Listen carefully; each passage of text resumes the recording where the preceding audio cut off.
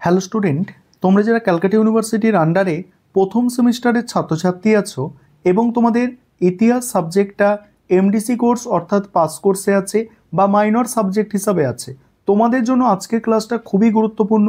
আজকের ক্লাসে তোমাদের তিনটি গুরুত্বপূর্ণ 5 নম্বরের প্রশ্নের উত্তর নিয়ে আলোচনা করব।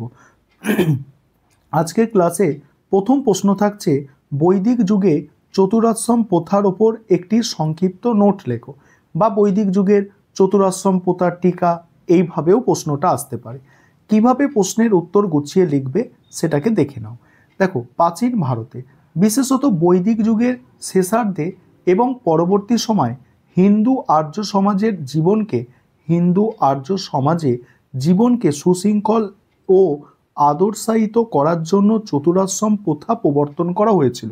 এটি মূলত মানব জীবনের সম্ভাব্য 100 বছরকে 4টি সমান ভাগে ভাগ করে প্রতিটি ভাগে নির্দিষ্ট কর্তব্য ও দায়িত্ব পালনের বিধান দেয়।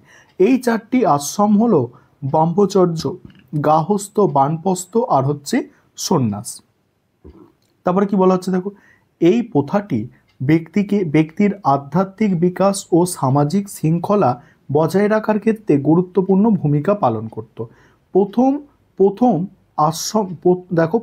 আশ্রম ব্রহ্মচর্য ছিল বিদ্যার্জন এবং আত্মসংযমের কাল। এই সময় শিক্ষার্থীকে গুরুগৃহে থেকে কঠোর অনুশীলনের মাধ্যমে জ্ঞান অর্জন করতে হতো।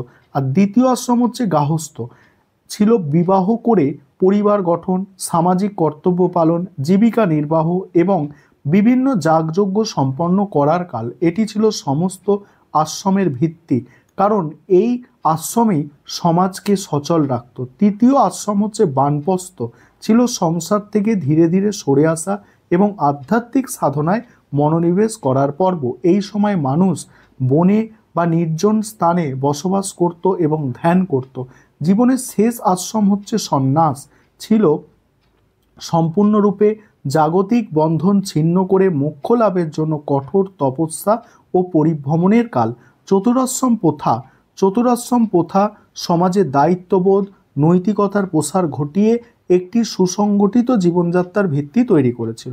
এবার বলা হচ্ছে দেখো, ষোড়শ মহাজনপদ সম্পর্কে সংক্ষিপ্ত টিকা লেখো।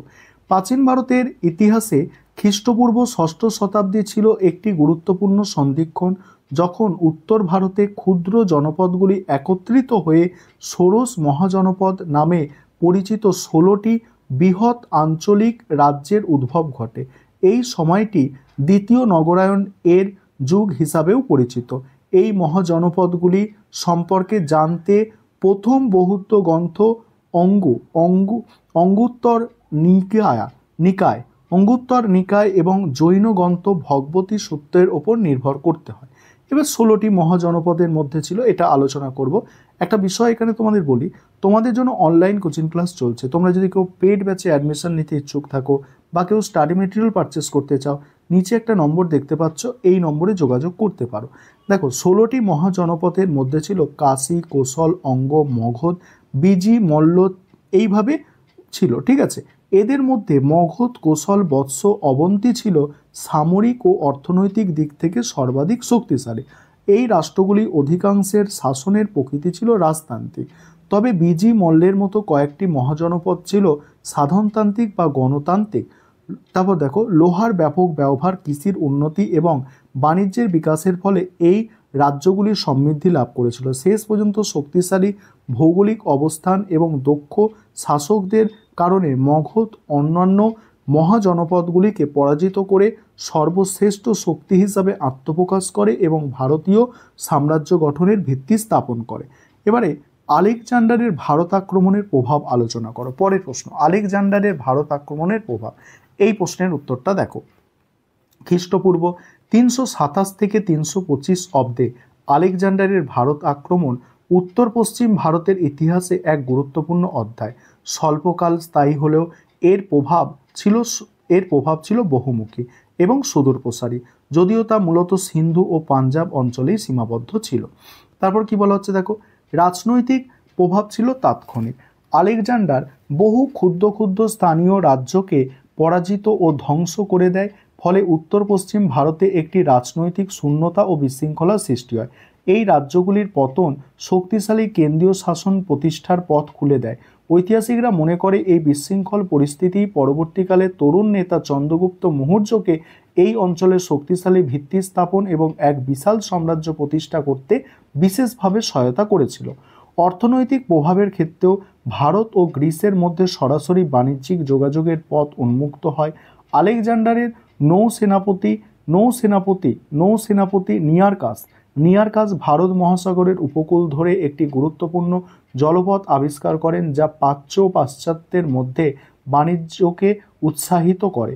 তারপর দেখো, আক্রমণের সবচেয়ে উল্লেখযোগ্য প্রভাব ছিল সাংস্কৃতিক সংমিশ্রণ। এর ফলে গ্রিক ও ভারতীয় সংস্কৃতির মধ্যে যে বিনিময় ঘটে তার শ্রেষ্ঠ উদাহরণ হলো গান্ধার শিল্পকলা। এই শিল্পে ভারতীয় বিষয়বস্তু গ্রিক শৈলীতে উপস্থাপিত হয়, যা হেলেনীয় প্রভাবের এক উজ্জ্বল দৃষ্টান্ত। এছাড়া গ্রিকদের কাছ থেকে ভারতীয়রা নক্ষত্রবিদ্যা ও উন্নত মানের মুদ্রা তৈরির কৌশল শিখেছিল। তারপরে কি, পরিশেষে বলা যায় আলেকজান্ডারের সঙ্গে আসা গ্রিক ঐতিহাসিকদের লেখা বিশ্বাসযোগ্য বিবরণগুলি ভারতের ইতিহাসে, বিশেষত মৌর্য পূর্ববর্তী ইতিহাসের পুনর্গঠনে অমূল্য ঐতিহাসিক উপাদান সরবরাহ করে। এই ছিল তোমাদের আজকে গুরুত্বপূর্ণ 3টি 5 নম্বরের প্রশ্নের উত্তর।